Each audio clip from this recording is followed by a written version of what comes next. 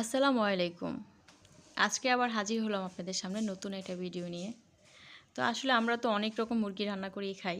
তো আজকে হচ্ছে খাসি মুরগি রান্নাটা আমরা আসলে রান্না করব। যেটা আসলে ঘরে সহজভাবে সবাই রান্না করতে পারেন, ট্রাই করতে পারেন। তো আমিও ট্রাই করতেছি।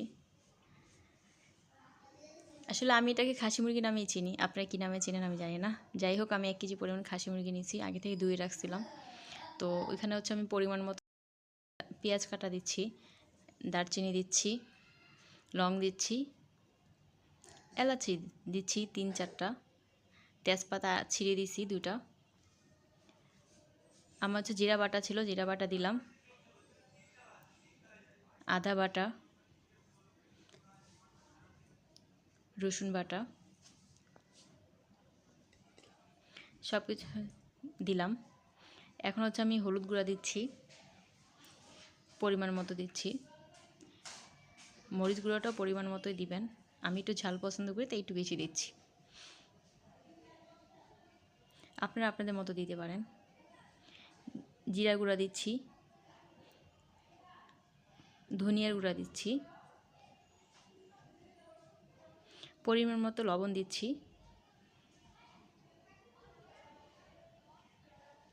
এটা হচ্ছে একটা আলাদা একটা মশলা যেটা আমি পাশে তৈরি করছিলাম। এটার একটা ভিডিও লিংক আমি ডেসক্রিপশনে পরে দিয়ে দিব। টমেটো কাটা ছিল আমার, একটা টমেটো কাটা কেটে দিচ্ছি। সাথে আমি তেল দিচ্ছি।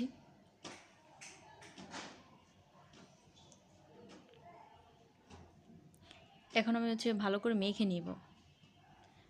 সবগুলো মশলা যেন হচ্ছে মাংসটার গায়ে লাগে ওইভাবে মাখতে হবে। মেখে নিলাম। মাখা আমার শেষ হয়ে গেছে। এখন আমি ঢেকে দেব। অলরেডি আমি চুলায় বসিয়ে রাখলাম। কিছুক্ষণ পরে এসে আমি নাড়া দিচ্ছি, দেখেন।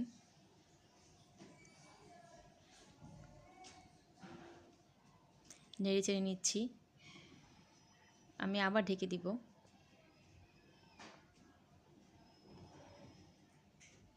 ঢেকে দিলাম।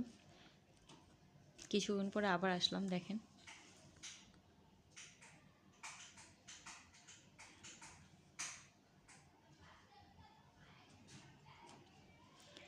আমার মাংসটা হচ্ছে কষানো প্রায় হয়ে গেছে।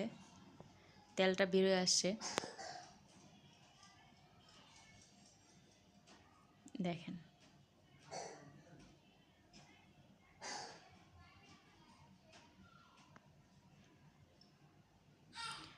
এখন হচ্ছে আমি 2-3টা আলু কেটে রাখছিলাম, তো আলুটা হচ্ছে দিয়ে দিলাম। আমি আসলে মাংসটা হচ্ছে ঝোল করব, যার কারণে হচ্ছে আলুটা দিচ্ছি। আর ঝোল মাংসের সাথে 1-2টা আলু দিলে ভালো লাগে।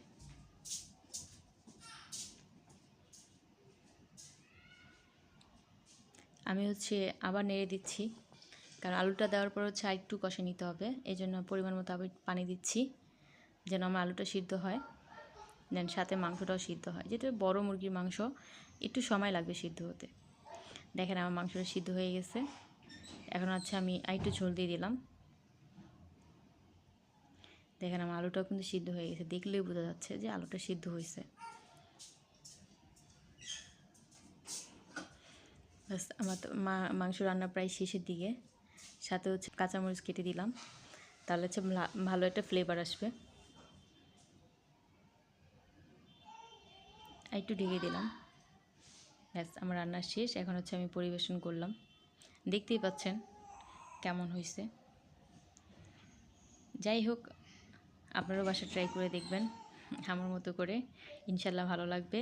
আবার দেখা হবে। আসসালামু আলাইকুম।